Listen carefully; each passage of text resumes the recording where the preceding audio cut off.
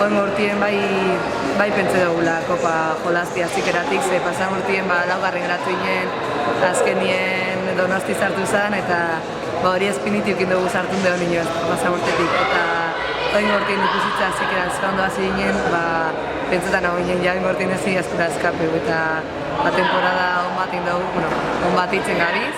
Bai, apuro bajo joki genuen, eta arazkitik aurrera, lau partidu goaz oso onak, eta ja berriro hasi gara gure defentzi egiten, eta asko notetan da, gure gakoa defentzi da, eta ataki ebe horretan bazetan da. Orduen, oin berriro gauz entzazio honakaz, zapatuen behi ikusi izan, ja berriro gauzela gure ritmoan, gure jokoan, eta maikak plantilla oso gauz prepareta, ikan zitze barikuko partidu preparetan hasiko gara oso ondo, eta ia irabazten badugu, horretan bariko nintzen, ez dakit, ezke inoz ez topentze kopa jolazti, eta Kopa de la Reina jokatzie niretzako